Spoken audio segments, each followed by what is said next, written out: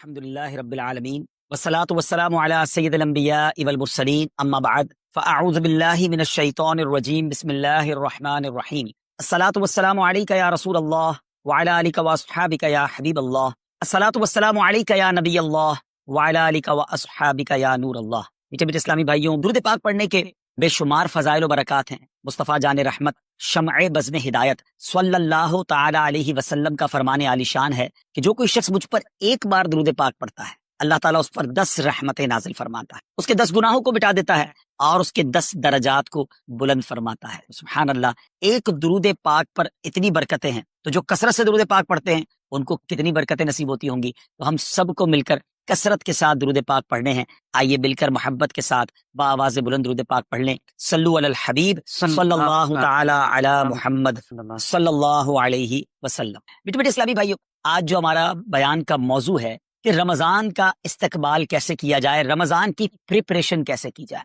دیکھیں، ہمارے گھر پہ جب کوئی مہمان آتا ہے ہم اس کی تیاری کرتے ہیں، اس کے لیے ہم ایک اچھی یوں سمجھیے کہ پریپریشن کرتے ہیں، اور جیسا مہمان ویسی تیاری۔ جس کے لیے دل میں زیادہ محبت ہوتی ہے اس کے لیے ہم زیادہ تیاری کرتے ہیں۔ تو اب ذرا آپ سوچئے کہ ایسا مہمان جو ہماری مغفرت کروانے آ رہا ہے، ایسا مہمان جو ہمیں بخشوانے آ رہا ہے، تو پھر ہمیں اس کے لیے کتنی کوشش کرنی چاہیے۔ تو آج یہاں پر جو ہم حاضر ہوئے ہیں، اللہ کرے کہ ہم رمضان کا صحیح معنوں میں استقبال کرنے میں کامیاب ہو جائیں۔ رمضان اللہ کا احسان ہے۔ رمضان کی اہمیت کو سمجھنے کے لیے یہی کافی ہے کہ پیارے آقا علیہ الصلوۃ والسلام فرماتے ہیں کہ اگر میری امت کو معلوم ہوتا کہ رمضان کیا ہے تو وہ تمنا کرتے کہ سارا سال ہی رمضان ہو۔ سبحان اللہ۔ مولا علی شیر خدا کرم اللہ تعالی وجہ الکریم کا یہ قول کتنا نرالا ہے۔ آپ فرماتے ہیں اگر اللہ تبارک و تعالیٰ کو اس امت کو عذاب دینا ہوتا تو اس امت کو رمضان اور سورہ اخلاص عطا نہ فرماتا۔ اس کا مطلب کیا ہوا کہ یہ بخشوانے، عذاب سے بچانے کے لیے آ رہا ہے، رحمتیں برسانے کے لیے آ رہا ہے۔ کاروباری لوگ بھی مجھے سن رہے ہوں گے، جس علاقے میں جس اسٹور پر کوئی ڈسکاؤنٹ ہوتا ہے، کوئی اسکیم ہوتی ہے، فائدہ ہوتا ہے، ہم ادھر پہنچ جاتے ہیں۔ رمضان ایک ایسی اسکیم ہے، رمضان ایک ایسا بینیفٹ دیتا ہے کہ احادیث میں یہ مضمون ہے کہ فرض کا ثواب 70 گنا کر دیا جاتا ہے، نفل کا ثواب فرض کے برابر کر دیا جاتا ہے، شیطان کو بند کر دیا جاتا ہے، جہنم کو تالے لگا دی جاتے ہیں، جنت کے در کھول دیے جاتے ہیں۔ روزہ دار کے منہ سے جو اسمیل آتی ہے، جو بو آتی ہے، بعض اوقات ہم کہتے ہیں یار پیسٹ نہیں کر سکے پورا دن، منہ سے اسمیل آ رہی ہے۔ سنیے، یہ اسمیل جو ہے یہ اللہ کے نزدیک مشک کی خوشبو سے بھی زیادہ بہتر ہے۔ اللہ اللہ، ذرا آپ غور تو کیجئے، ہر سجدے پر 1500 نیکیاں دی جاتی ہیں، ہر سجدے پر سرخ یاقوت کا جنت میں ایک محل بنا دیا جاتا ہے۔ اتنی نیکیاں، پھر وہ کتنا بدنصیب ہے جو رمضان میں بھی عبادت نہ کرے، رمضان میں بھی اللہ کو راضی کرنے میں کامیاب نہ ہو۔ روزانہ افطار کے وقت 10 لاکھ گناہگار بخش دیے جائیں، اور جناب ہر جمعے کو جب رمضان میں جمعہ آئے تو ہر لمحے 10 لاکھ گناہگار بخشے جائیں، تو کروڑوں اربوں لوگوں کی بخشش گویا رمضان میں ہونی ہے۔ تو پھر ہمیں اس کی کیسی تیاری کرنی چاہیے، کتنا ثواب کمانے کے بارے میں سوچنا چاہیے۔ لیکن یہاں ایک اور بڑی امپورٹنٹ بات ہے، ایک تو رمضان میں نیکیاں کرنی ہے، دوسرا بڑا کام یہ کرنا ہے کہ ہمیں رمضان میں گناہوں سے بچنا ہے، کیونکہ عادتیں تو ساتھ ہی لگی ہوئی ہیں نا۔ شیطان بند ہے لیکن ہماری اپنی عادتیں، جس کی روز حرام دیکھنے کی عادت ہے، حرام سننے کی عادت ہے، حرام بولنے کی عادت ہے، ایسا تو نہیں ہوگا نا چاند آتے ہی سارے سوئچ آف ہو جائیں گے، وہ عادتیں ساتھ ہی چل رہی ہوتی ہیں۔ غور کیجئے کہ رمضان میں جو گناہ کرتا ہے نا، اس کا عذاب بھی بڑھ جاتا ہے، اس کی پنشمنٹ بھی بڑھ جاتی ہے۔ یہ ایسے ہی ہے کہ کوئی مسجد کے اندر آ کے گناہ کرے، آپ کہیں گے نا یار خدا کا خوف کرو، مسجد میں ایسا کام کر رہے ہو۔ کوئی مکہ شریف حرم میں اندر جا کر گناہ کرے تو کتنا شدید ہو جائے گا وہ۔ تو رمضان جب اتنا مقدس مہینہ ہے، اس میں گناہ کرنا، اس کی پنشمنٹ بھی زیادہ ہے۔ ایک بار مولا علی شیر خدا کرم اللہ تعالی وجہ الکریم نے ایک قبر والے کا حال دیکھا، اور دیکھا اس قبر والے پر عذاب ہو رہا ہے، اور وہ چلانے لگا، عرض کرنے لگا اے علی میری مدد فرمائیے، اللہ کی بارگاہ میں سفارش کیجیے۔ مولا علی شیر خدا نے ہاتھ اٹھائے کہ اے مولا اسے بخش دے۔ ارشاد ہوا اے علی اس کی سفارش نہ کریں۔ عرض کی مولا وجہ کیا ہے؟ ارشاد فرمائے رمضان کے روزے تو رکھتا تھا مگر رات گناہوں سے باز نہیں آتا۔ روزے رکھ کر گناہ کرنے والے کو اتنا عذاب، تو جو روزے ہی نہ رکھے، ایسے بھی لوگ ہیں جو رمضان میں روزے نہیں رکھتے۔ پلیز اس کو ایزی نہ لیں، ہمیں نہیں معلوم، پتہ نہیں اگلا رمضان پھر نصیب ہوگا کہ نہیں۔ پچھلے رمضان میں کتنے لوگ تھے جو ہمارے ساتھ تھے، اس رمضان میں نہیں ہے، اور اللہ پہلے تو ہم یہ دعا کرتے ہیں اللہ ہمیں یہ رمضان بھی عطا کر دے۔ زندگی کا کیا بھروسہ، دنیا کی جو کیفیت آپ کے سامنے ہے کبھی بھی جا سکتے ہیں، تو پھر اس رمضان کو تو سمجھ لیں بس ایک موقع بنا دیں، لائف چینجنگ ایکسپیرینس بنا دیں، بس اس میں عبادت کریں، خوب سجدے کرنے، اس میں روزے رکھنے، اس میں تراویح پڑھنی ہے، اس میں گناہ نہیں کرنے ہیں۔ اور آئیے میں آپ کو بتاتا ہوں کہ نبی پاک صلی اللہ تعالی علیہ وسلم رمضان کیسے گزارتے تھے۔ ایک مسلمان کے لیے اس سے بہترین رول ماڈل کیا ہوگا کہ رمضان میرے آقا کیسے گزارتے۔ تو مختلف احادیث کا جو سمری ہے وہ یہ ہے کہ نبی پاک علیہ الصلوۃ والسلام عبادت میں کمر بستہ ہو جاتے، بستر پر کم تشریف لاتے۔ بی بی عائشہ فرماتی ہیں کہ نبی پاک کے چہرے کا رنگ بدل جاتا تھا، متغیر ہو جاتا۔ کیوں؟ نبی پاک پر خوف خدا طاری ہوتا، آپ گر گڑاتے، آپ رات بھر التجائیں کرتے، میرے آقا رو رو کر دعاؤں میں رمضان گزارے، چہرے کا رنگ بدل جائے۔ اور یہاں کچھ لوگ تو وہ ہیں کہ جن کا وزن ہی بڑھ جاتا ہے رمضان میں، اتنا کھانا کھانا ہے، سحری میں زیادہ کھانا ہے کہ سارا دن بھوکا رہنا ہے، افطار میں اس لیے زیادہ کھانا ہے کہ پورا دن بھوکا رہے تھے، پھر رات کو 2-3 بار مزید کھانا ہے کیونکہ کل روزہ رکھنا ہے۔ رمضان فوڈ فیسٹیول نہیں ہے، رمضان عبادت کے لیے آیا۔ لوگ تیاری کر رہے ہوں گے ابھی بھی رمضان کی، وہ کیا کر رہے ہوں گے کہ افطار میں کیا پکانا ہے، سحری میں کیا پکانا ہے، کون سا آئٹم شارٹ ہے۔ نہیں میرے بھی، یہ جو بھوک کا احساس ہے نا روزے میں، اس کی حکمت علماء نے بیان کی ہے کہ بھوک غربت کا احساس دلاتی ہے، فقیری کا احساس دلاتی ہے، بندے کا غرور تکبر بیٹھ جاتا ہے، کتنے نقاہت میں آ جاتے ہیں ہم، ہمت ہی نہیں ہوتی کوئی کام کرنے کی۔ تو یہ احساس دلاتی ہے کہ تیری اوقات کیا ہے، غریب کیسے زندگی گزارتا ہے، فقیر کیسے زندگی گزارتا ہے۔ لیکن کچھ لوگ وہ ہیں جن کو بھوک نہیں لگتی کیونکہ وہ اتنا کھا لیتے ہیں یا پھر سوتے ہی رہتے ہیں۔ روزے کی حکمت یہ نہیں ہے، نبی پاک آنسو بہاتے، آقا کا چہرے کا رنگ بدل جاتا، اور پھر بتایا کہ رمضان میں جب جبریل امین نبی پاک علیہ الصلوۃ والسلام کے پاس آتے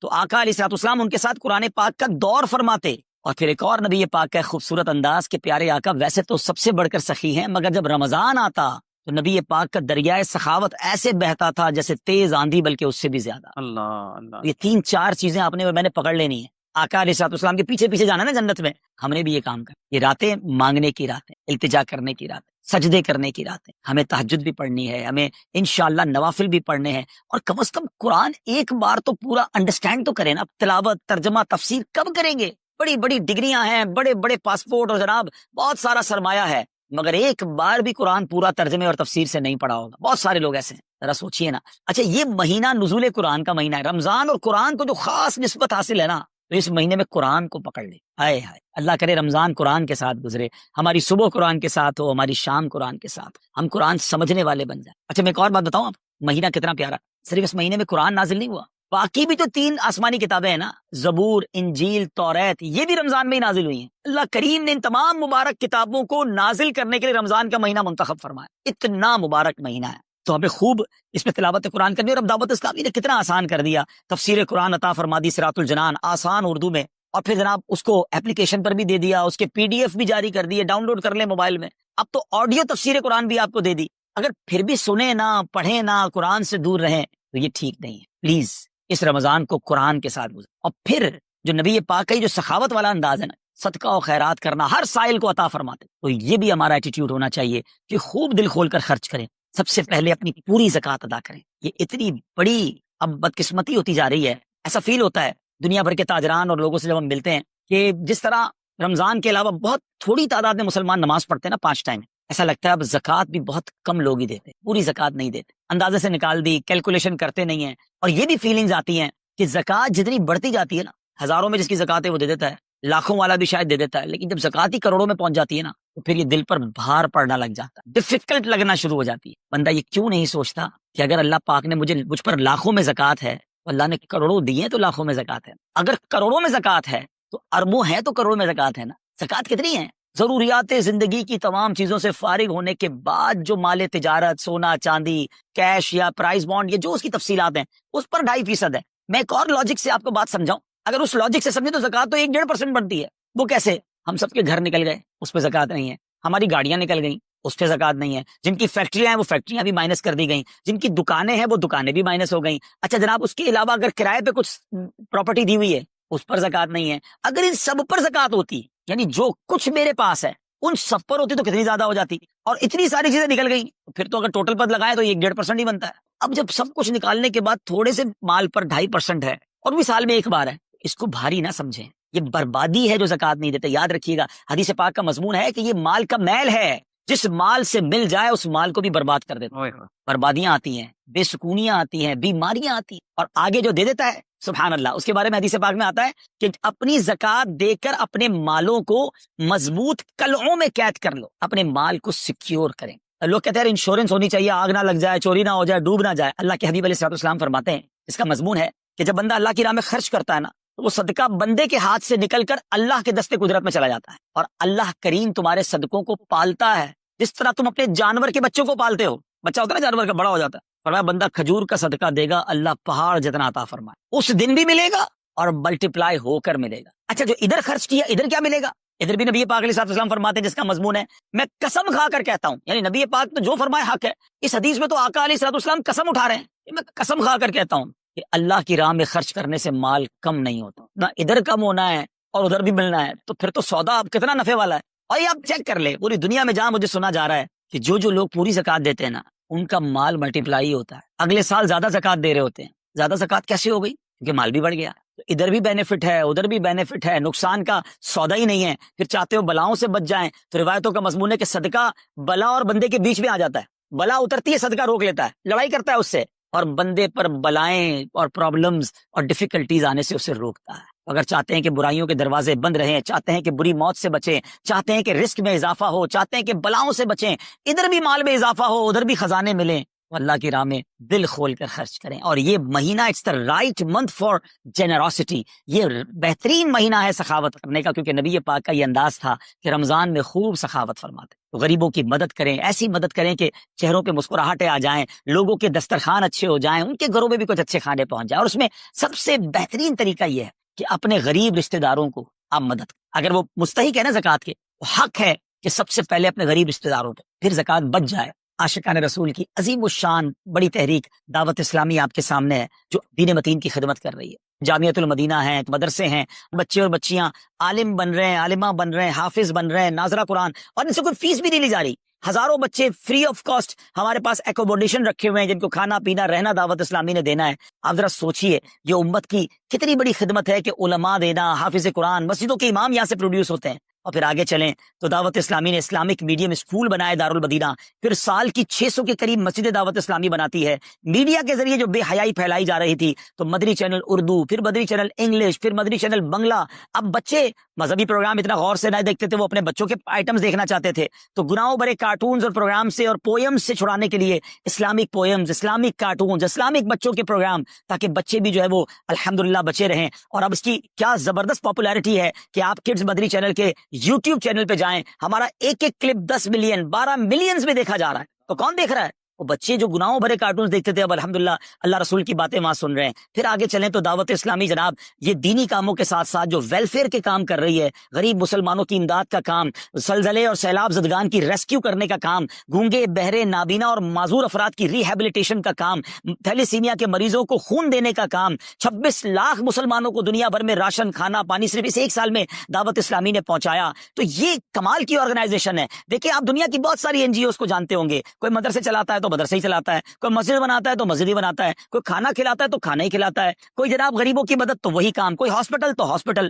دعوت اسلامی ان ون امبریلا اتنے ساری ڈائیورسٹی کے ساتھ جو دین کی خدمت کر رہی ہے، دنیا میں اس کی مثال نہیں ملتی ہے۔ لاکھوں لوگوں کو دین بھی سکھایا جا رہا ہے، غیر مسلموں کو مسلمان بھی بنایا جا رہا ہے، بے عملوں کو با عمل بنایا جا رہا ہے، بے پردہ خواتین کو با پردہ بنایا جا رہا ہے، بے نمازیوں کو نمازی بنایا جا رہا ہے، ماں باپ کے نافرمان فرما بردار ہو رہے ہیں، شراب اور نشے کے عادی چھوڑ کر نمازی بن رہے ہیں، تو جہاں مریض ہیں ان کو خون بھی دیا جا رہا ہے، گھر میں بیٹھ کر میڈیا کے ذریعے اور سوشل میڈیا کے ذریعے لوگوں تک دین پہنچایا جا رہا ہے۔ تو یہ کمال کی ڈائیورسٹی ہے۔ تو میں تو سچ بتاؤں یہ جملہ کہا کرتا ہوں کہ میرے اور آپ کے پیسوں کا نصیب ہے کہ وہ دعوت اسلامی میں لگ جائے، تو یہ آپ آگے بڑھیے اور دین کے اس کام میں مزید حصہ ملائیے۔ خاص طور پہ فار ایسٹ میں آپ دیکھ لیں، کوریا میں، ہانگ کانگ میں، اور جناب یہ سری لنکا میں، تھائی لینڈ میں، ملیشیا میں، کتنے جاپان میں، کتنے ملکوں میں دعوت اسلامی کام کر رہی ہے اپنی اپنی بساط کے مطابق۔ اور لیکن ابھی مزید ادارے بنانے ہیں، ہمیں ان ملکوں میں بھی بنانے ہیں، ان ملکوں میں بھی آگے بڑھنا ہے۔ تو اگر آپ بھی چاہتے ہیں کہ میرے آقا کے عشق کا پیغام، سنت رسول کا پیغام، مسلک اعلیٰ حضرت کا پیغام، نبی پاک کے دین کا پیغام پوری دنیا میں پھیلے، تو وی ہیو ٹو سپورٹ دعوت اسلام، نہ صرف فائنینشلی، پریکٹیکلی بھی۔ ہمیں آپ بھی چاہیے، خود حصہ ملائیں نا۔ سیدنا عثمان غنی رضی اللہ تعالیٰ عنہ نے صرف مال نہیں دیا تھا، آپ پریکٹیکلی بھی نبی پاک کے ساتھ شریک ہوتے تھے نا۔ تو آپ اپنے عطیات بھی دیں، اور دنیا کے جن ملکوں میں آپ مجھے سن رہے ہیں، وہ دعوت اسلامی والوں کے دستوں بازو بنے۔ کمزوری کہاں نہیں ہوتی، ہاں ہمارے گھر میں کمزوری ہوتی ہے، ہم سب مل کر کام کریں گے تو کمزوریاں بھی دور ہوں گی اور ترقی آ جائے گی، اور ہمیں اس کا ثواب بھی ملے گا۔ تو آج میں دنیا بھر میں جہاں مجھے دیکھ رہے ہیں، پلیز اچھی نیتیں کریں۔ اچھا ایک بات اور سن لے، ہم بعض اوقات کیا سوچتے ہیں کہ ہمارے ملک کا خرچہ مثال کے طور پہ $20,000 ہے، وہ ہم لوگوں نے کر لیا، اب اور چندے کی کیا ضرورت ہے۔ دعوت اسلامی کسی ایک ملک کی نہیں ہے، انٹرنیشنل دعوت اسلامی کے لیے سوچیں۔ دنیا میں جہاں بھی دین کا کام ہو رہا ہے وہ میرا ہے، یہ میں اپنے ملک اور اپنی سٹی کے بارے میں سوچوں گا تو شاید میں بڑا کام نہ کر سکوں۔ آپ کو تو موقع مل رہا ہے انٹرنیشنلی مدنی کاموں میں اپنا حصہ ملائیں، دعوت اسلامی کو دل کھول کر سپورٹ کریں۔ ہم انشاءاللہ جتنے عطیات بڑھیں گے، انشاءاللہ مزید مدنی کام بڑھانے کا ارادہ رکھتے ہیں۔ اللہ کریم اپنی بارگاہ میں ہم سب کا جمع ہونا قبول فرمائے اور دل کھول کر خرچ کرنا نصیب فرمائے، اور اس رمضان کو ہماری مغفرت کا ذریعہ بنا دے، اس رمضان کو نبی پاک علیہ الصلوۃ والسلام کے نقش قدم کے مطابق چل کر گزارنے کی توفیق عطا فرمائے۔ صلو علی الحبیب صلی اللہ تعالی علی محمد صلی اللہ علیہ وسلم۔ سورہ کوثر، سورہ کوثر کا تعارف، مقام نزول، علامہ علی بن محمد خازن رحمۃ اللہ تعالی علیہ فرماتے ہیں سورہ کوثر جمہور مفسرین کے نزدیک مکیہ ہے اور بعض مفسرین کے نزدیک مدنیہ ہے۔ آیات، کلمات اور حروف کی تعداد، اس سورت میں 1 رکوع، 3 آیتیں، 10 کلمے اور 42 حروف ہیں۔ کوثر نام رکھنے کی وجہ، کوثر سے دنیا اور آخرت کی بے شمار خوبیاں مراد ہیں اور جنت کی ایک نہر کا نام بھی کوثر ہے۔ اس سورت کی پہلی آیت میں یہ لفظ موجود ہے، اس مناسبت سے اسے سورہ کوثر کہتے ہیں۔ سورہ کوثر کے مضامین، اس سورت کا مرکزی مضمون یہ ہے کہ اس میں اللہ تعالیٰ نے اپنے حبیب صلی اللہ تعالی علیہ وآلہ وسلم کی مدحت بیان فرمائی ہے، اور اس میں یہ مضامین بیان ہوئے ہیں۔ نمبر 1، اس کی پہلی آیت میں اللہ تعالیٰ کے اس فضل و احسان کا بیان ہے جو اس نے اپنے حبیب صلی اللہ تعالی علیہ وسلم پر فرمایا۔ نمبر 2، دوسری آیت میں نبی کریم صلی اللہ تعالی علیہ وسلم سے فرمایا گیا کہ اللہ تعالیٰ کے فضل و احسان کے شکریے میں نماز پڑھتے رہیں اور قربانی کریں۔ نمبر 3، تیسری آیت میں فرمایا گیا کہ جو اللہ تعالیٰ کے حبیب صلی اللہ تعالی علیہ وآلہ وسلم کا دشمن ہے وہی ہر خیر سے محروم ہے۔ سورہ ماعون کے ساتھ مناسبت، سورہ کوثر کی اپنے سے ماقبل سورت ماعون کے ساتھ مناسبت یہ ہے کہ سورہ ماعون میں کافروں اور منافقوں کی جو صفات بیان کی گئیں ان کے مقابلے میں سید المرسلین صلی اللہ تعالی علیہ وآلہ وسلم کے اوصاف سورہ کوثر میں بیان کیے گئے۔ بسم اللہ الرحمن الرحیم۔ ترجمہ، اللہ کے نام سے شروع جو نہایت مہربان رحمت والا ہے۔ اِنَّا أَعْطَيْنَاكَ الْكَوْثَرَ فَصَلِّ لِرَبِّكَ وَانْحَرْ إِنَّ شَانِئَكَ هُوَ الْأَبْتَرُ۔ ترجمہ، اے محبوب، بے شک ہم نے تمہیں بے شمار خوبیاں عطا فرمائی تو تم اپنے رب کے لیے نماز پڑھو اور قربانی کرو، بے شک تمہارا دشمن ہی ہر بھلائی سے محروم ہے۔ إِنَّا أَعْطَيْنَاكَ الْكَوْثَرَ۔ اے محبوب، بے شک ہم نے تمہیں بے شمار خوبیاں عطا فرمائیں۔ تفسیر صراط الجنان میں ہے، کوثر کی تفسیر میں مفسرین کے مختلف اقوال ہیں، ان سب اقوال کا خلاصہ یہ ہے کہ اے محبوب، بے شک ہم نے تمہیں بے شمار خوبیاں عطا فرمائیں اور کثیر فضائل عنایت کر کے تمہیں تمام مخلوق پر افضل کیا، آپ کو حسن ظاہر بھی دیا، حسن باطن بھی عطا کیا، نسب عالی بھی، نبوت بھی، کتاب بھی، حکمت بھی، علم بھی، شفاعت بھی، حوض کوثر بھی، مقام محمود بھی، امت کی کثرت بھی، دین کے دشمنوں پر غلبہ بھی، فتوحات کی کثرت بھی، اور بے شمار نعمتیں اور فضیلتیں عطا کی جن کی انتہا نہیں۔ آیت إِنَّا أَعْطَيْنَاكَ الْكَوْثَرَ سے حاصل ہونے والی معلومات، اس سے 5 باتیں معلوم ہوئی۔ نمبر 1، اللہ تعالیٰ نے اپنے حبیب صلی اللہ تعالی علیہ وآلہ وسلم کو کوثر عطا کر دی ہے، کیونکہ یہاں یہ نہیں فرمایا گیا کہ ہم آپ کو کوثر عطا کریں گے، بلکہ یہ فرمایا کہ بے شک ہم نے آپ کو کوثر عطا کر دی۔ نمبر 2، اللہ تعالیٰ کی اپنے حبیب صلی اللہ تعالی علیہ وآلہ وسلم پر یہ عطا ان کے نبی اور رسول ہونے کی وجہ سے نہیں، بلکہ آپ علیہ الصلوۃ والسلام کی ذات کی وجہ سے ہے، جو شان محبوبیت کی صورت ہے، کیونکہ یہاں یہ فرمایا أَعْطَيْنَاكَ، ہم نے آپ کو عطا فرمائی، یہ نہیں فرمایا کہ اعطینا الرسول یا اعطینا النبی۔ نمبر 3، تاجدار رسالت صلی اللہ تعالی علیہ وآلہ وسلم پر یہ عطا کسی عبادت اور ریاضت کی وجہ سے نہیں ہے، بلکہ ان پر یہ عطا اللہ تعالیٰ کے عظیم فضل اور احسان کی وجہ سے ہے، کیونکہ یہاں عطا کا ذکر پہلے ہوا اور عبادت کا ذکر بعد میں ہوا۔ نمبر 4، اللہ تعالیٰ نے آپ کو کوثر کا مالک بنا دیا ہے تو آپ جسے چاہیں جو چاہیں عطا کر سکتے ہیں۔ نمبر 5، سید المرسلین صلی اللہ تعالی علیہ وآلہ وسلم کی مدحت خود رب تعالیٰ فرماتا ہے۔ اعلیٰ حضرت امام احمد رضا خان علیہ الرحمت الرحمان فرماتے ہیں، انا اعطیناک الکوثر، ساری کثرت پاتے یہ ہیں، ٹھنڈا ٹھنڈا، میٹھا میٹھا، پیتے ہم ہیں، پلاتے یہ ہیں۔ اور ایک اور جگہ فرماتے ہیں نا، اے رضا خود صاحب قرآن ہے، مداح ہے حضور، تجھ سے کب ممکن ہے پھر مدحت رسول اللہ کی۔ فَصَلِّ لِرَبِّكَ وَانْحَرْ، تو تم اپنے رب کے لیے نماز پڑھو اور قربانی کرو۔ تفسیر صراط الجنان میں ہے، یعنی اے حبیب صلی اللہ تعالی علیہ وآلہ وسلم، اللہ تعالیٰ نے آپ کو دونوں جہاں کی بے شمار بھلائیاں عطا کی ہیں اور آپ کو وہ خاص رتبہ عطا کیا ہے جو آپ کے علاوہ کسی اور کو عطا نہیں کیا۔ تو آپ اپنے اس رب عز و جل کے لیے نماز پڑھتے رہیں جس نے آپ صلی اللہ تعالی علیہ وآلہ وسلم کو کوثر عطا کر کے عزت و شرافت دی تاکہ بتوں کے پجاری ذلیل ہوں اور بتوں کے نام پر ذبح کرنے والوں کی مخالفت کرتے ہوئے اپنے رب عز و جل کے لیے اور اس کے نام پر قربانی کریں۔ اس آیت کی تفسیر میں ایک قول یہ بھی ہے کہ نماز سے نماز عید مراد ہے۔ إن شانئك هو الأبتر بے شک تمہارا دشمن ہی ہر بھلائی سے محروم ہے۔ تفسیر صراط الجنان میں ہے۔ شان نزول، جب سید المرسلین صلی اللہ تعالی علیہ وآلہ وسلم کے فرزند حضرت قاسم کا وصال ہوا تو کفار نے آپ کو ابتر یعنی نسل ختم ہو جانے والا کہا، اور یہ کہا کہ اب ان کی نسل نہیں رہی، ان کے بعد اب ان کا ذکر بھی نہ رہے گا اور یہ سب چرچا ختم ہو جائے گا۔ اس پر یہ سورہ کریمہ نازل ہوئی اور اللہ تعالیٰ نے ان کفار کا بالغ رد فرمایا، اور اس آیت میں ارشاد فرمایا کہ اے حبیب صلی اللہ تعالی علیہ وآلہ وسلم، بے شک تمہارا دشمن ہی ہر بھلائی سے محروم ہے، نہ کہ آپ، کیونکہ آپ کا سلسلہ قیامت تک جاری رہے گا، آپ کی اولاد میں بھی کثرت ہوگی اور آپ کی پیروی کرنے والوں سے دنیا بھر جائے گی، آپ کا ذکر ممبروں پر بلند ہوگا، قیامت تک پیدا ہونے والے عالم اور واعظ اللہ تعالیٰ کے ذکر کے ساتھ آپ کا ذکر کرتے رہیں گے، اور آخرت میں آپ کے لیے وہ کچھ ہے جس کا کوئی وصف بیان ہی نہیں کر سکتا۔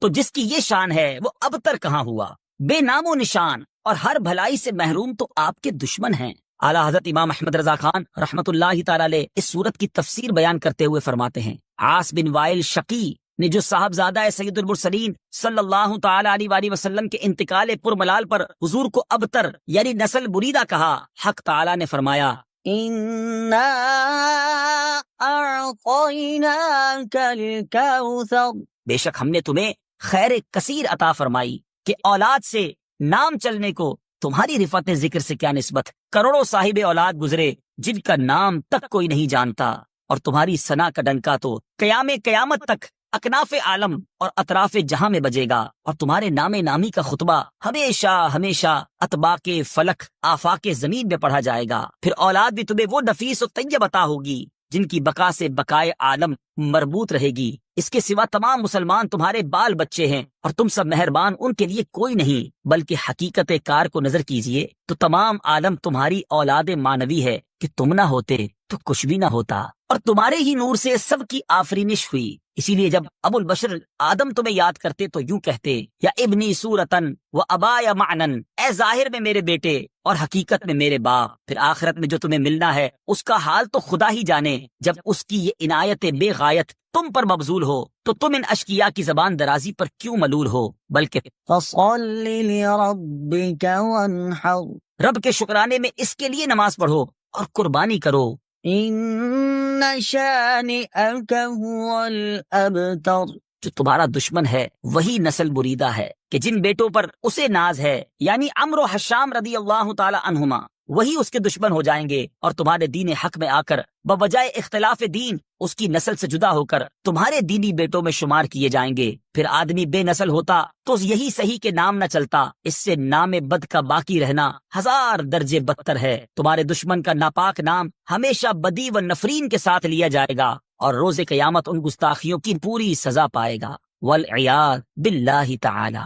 اس سے معلوم ہوا کہ حضور پرنور صلی اللہ تعالی علیہ وآلہ وسلم کا اللہ تعالیٰ کی بارگاہ میں مقام اتنا بلند ہے کہ ان کے گستاخ کو اس کی گستاخی کا جواب خود رب تعالیٰ دیتا ہے۔ سچی بات سکھاتے یہ ہیں، سیدھی راہ چلاتے یہ ہیں، سچے نبی کا غلام کیسے جھوٹا ہو سکتا ہے؟ اور اتنا سخت عذاب ہے جھوٹ بولنے والے کے بارے میں۔ نبی پاک علیہ الصلوۃ والسلام کو شب معراج ایک شخص دکھایا گیا کہ جس کو فرشتے اس کے ایک گال پر، کبھی آپ ڈینٹسٹ کے پاس گئے؟ ڈینٹسٹ جب کسی کی داڑھ وغیرہ میں کوئی علاج کرتا ہے نا تو منہ کو کھولتا ہے زیادہ، جب زیادہ منہ کھلتا ہے تو بہت درد ہوتا ہے، جبڑے بھی درد ہونا شروع ہو جاتے ہیں۔ نبی پاک فرماتے ایک زنبور ہوگا، لوہے کا ہک کہہ لے، ایک بندے کے گال میں ڈالا گیا اور اس کو چیرتے ہوئے فرشتے گدی تک لے گئے، دوبارہ ادھر آیا فرشتہ اور یہ والا گال بھی چیرتے ہوئے گدی تک لے گیا، جب یہ والا گال گدی تک لے گیا تو یہ ٹھیک ہو گیا، یہ دوبارہ کام شروع ہو گیا، ایک کے بعد ایک کنٹینیو عذاب ہو رہا ہے۔ نبی پاک نے کوشچن کیا کہ یہ کون ہے، اس شخص کو یہ عذاب کیوں ہو رہا ہے؟ کہ حضور یہ جھوٹ بولنے والے جو دنیا میں جھوٹ بولتے تھے، کیوں جھوٹ بولتے؟ نبی پاک علیہ الصلوۃ والسلام فرماتے جب بندہ جھوٹ بولتا ہے نا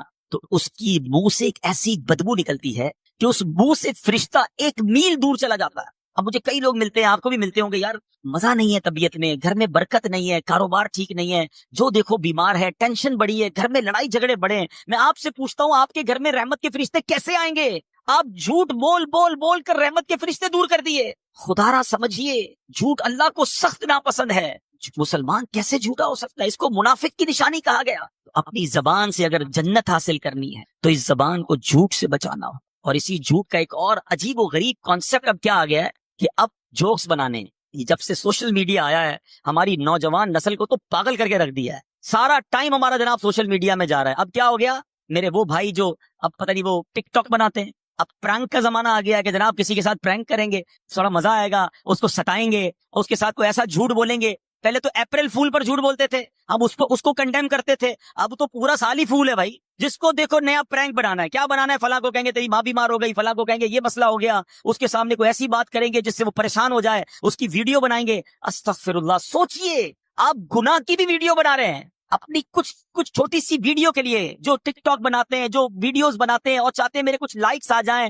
میں ذرا تھوڑا سا پاپولر ہو جاؤں، یہ چند لائکس تمہیں مروا نہ دیں، آپ گناہ کی گواہی چھوڑ رہے ہیں۔ سوچو، ایک گناہ وہ تھا رات کے اندھیرے میں بندے نے کیا، اللہ جانتا ہے، وہ جانتا ہے، اور توبہ کر لے اللہ سے، وہ کریم ہے، معاف کر دے گا۔ مگر آپ اپنا گناہ کر کے ویڈیو پہ چھوڑ کے جا رہے ہیں، میں مر بھی جاؤں تب بھی لوگ دیکھتے رہے اور مجھے قبر میں بھی گناہ ملتا رہے۔ سوچیے کیا کر رہے ہیں، یہ شیطان کدھر لے جا رہا ہے آپ کو ویڈیو بنانی ہے، سبحان اللہ، کوئی نیکی کی بات کر کے ویڈیو چھوڑ دیں، لاکھوں لوگ دیکھیں، اللہ کرے اور آپ کو روز ثواب ملتا رہے۔ میں دنیا میں نہ رہوں، لوگ میرا بیان سنیں، لوگ میری بات سنیں، اور اللہ کرے عمل کرتے رہے اور مجھے قبر میں بھی ثواب کا تحفہ ملتا رہے۔ وہ لوگ جو ثواب جاریہ والی زندگی گزارتے ہیں، اللہ انہیں مبارک کرے۔ مگر سوچے وہ شخص کہ وہ ایسا گناہ کر کے جا رہا ہے کہ خود دنیا میں نہ رہے، وہ گناہ باقی رہے گا، اس پر لوگ عمل کرتے رہیں گے، اور ایسا نہ ہو تمہیں قبر میں بھی عذاب ملتا رہے۔ خدا را، کدھر جا رہے ہیں ہم لوگ؟ یہ کون سی دنیا کی طرف ہم چلے گئے؟ چند لائکس کے لیے جناب میرے ویوز بڑھ جائیں، مجھے تھوڑے سے یوٹیوب یا فلاں سوشل میڈیا سے پیسے مل جائیں گے۔ حرام، جہنم میں لے جانے والا کام ہے۔ یہ جو لوگوں کو ستانے کے لیے جھوٹ بولتے ہیں نا، چند دوست مل کر کسی کی فلم چڑھاتے ہیں کہ چلو یار ذرا مل کے مزہ لیتے ہیں، یاد رکھو حدیث پاک کا مضمون ہے۔ میں آپ کو خدا کی قسم ایسی حدیث سنانے جا رہا ہوں کہ جتنی بار سنا نا آپ کہتے ہیں تو مذاق میں کر رہے ہیں۔ ارے اسلام تو وہ ہے جو آنکھ کے ذریعے بھی تکلیف دینے کا منع کرتا ہے۔ حدیث پاک سناتا ہوں، نبی پاک فرماتے ہیں کسی مسلمان کے لیے جائز نہیں کہ دوسرے مسلمان کی طرف آنکھ سے ایسے اشارہ کرے کہ جس سے اسے تکلیف پہنچے۔ آنکھ بھی ایسے غصے کی نظر سے بھی نہیں دیکھنا کہ وہ ڈر جائے۔ ادھر تو گالیاں دیتے ہیں، ہاتھا پائی کرتے ہیں، چھوٹی چھوٹی بات پر لڑائی کرتے ہیں، بتاؤں گا میں کون ہوں، پتہ نہیں میں کتنا سینئر طالب علم ہوں، پتہ نہیں میرا کیا عہدہ ہے، میں کس خاندان سے تعلق رکھتا ہوں، میرے پیچھے کون ہے تجھے معلوم نہیں، میرے تعلق کدھر تک ہے۔ ارے ٹھیک ہے تم آج پاورفل ہو، کوئی تمہارا بگاڑ نہیں سکتا، جو منہ میں آتا ہے تم کہتے ہو، جیسا آتا ہے ظلم کرتے ہو، مگر یاد رکھنا قیامت کا دن ہوگا، مظلوم کا ہاتھ ہوگا اور ظالم کا گریبان ہوگا، اللہ تعالیٰ مظلوم کے ساتھ ہوگا۔ یہاں جو کرنا ہے کر لو، رب کی بارگاہ میں تمہاری نہیں چلے گی، اور ادھر پیسے دے کر جان نہیں چھوٹے گی، ادھر نیکیاں دینی پڑیں گی۔ تم نے نمازیں پڑھی ہوں گی، تمہاری نمازیں کوئی لے جائے گا، تمہارے روزے کوئی لے جائے گا، اور اگر عبادتیں نہ ہوئی تو سامنے والے کے گناہ تمہارے سر ڈالے جائیں گے۔ وہ حدیث تو بچپن سے سنی ہے نا کہ مسلمان وہ ہے، حدیث پاک کا مضمون ہے، جس کی زبان ہاتھ سے دوسرا مسلمان محفوظ رہے۔ مگر بتاؤ نا آج ہم سے کون محفوظ ہے؟ یہ جو مذاق کرتے ہیں میں ان کو حدیث سنانا چاہتا ہوں، اللہ کرے ان لوگوں تک پہنچے کہ جو لوگوں کا پرانک بنا کر، لوگوں کے ساتھ مذاق کر کے کچھ انجوائمنٹ کر رہے ہوتے ہیں۔ حدیث پاک ہے، سنو، نبی پاک علیہ الصلوۃ والسلام فرماتے ہیں کہ قیامت کا دن ہوگا اور مذاق اڑانے والوں کو بلایا جائے گا جنت کی طرف کہ آؤ جنت کے دروازے میں آ جاؤ۔ وہ لوگ بھاگتے ہوئے جنت کے دروازے کی طرف جب پہنچیں گے، وہ دروازہ بند کر دیا جائے۔ یہی کرتے تھے نا لوگوں کو بلا کر دروازے بند کر دینا، ان کا مذاق اڑانا۔ قیامت کے دن انہیں جنت کی طرف بلایا جائے گا، وہ قریب پہنچیں گے تو دروازہ بند کر دیا جائے گا۔ پھر نبی پاک فرماتے جب دوبارہ بلایا جائے گا نا تو نا امیدی کے مارے وہ جنت کی طرف نہیں آئیں گے۔ آج لوگوں کا مذاق اڑانے والوں کا اگر قیامت میں یہ حال ہوا تو کیا بنے گا؟ نہ پہنچائے تکلیف، نہیں چاہیے مجھے لائکس، نہیں چاہیے میری پاپولیرٹی کہ میں کسی کو تکلیف دے کر مشہور ہو جاؤں، کسی کا مذاق اڑا کر میرے دوست خوش ہو جائیں۔ اللہ کو راضی کرنے کی فکر کرو۔ میں بہت ساری باتیں زبان کے حوالے سے کر سکتا ہوں، مگر ایک لمیٹڈ ٹائم ہے بیان کا۔ میں صرف ہائی لائٹ کرنا چاہتا ہوں، ٹرائی ٹو انڈرسٹینڈ۔ یہ زبان، حدیث پاک میں نے آپ کو سنائی ہے کہ نبی پاک نے گارنٹی دی ہے، جو اپنی زبان اور شرم گاہ کی مجھے گارنٹی دے، میں اسے جنت کی گارنٹی دیتا۔ یہ زبان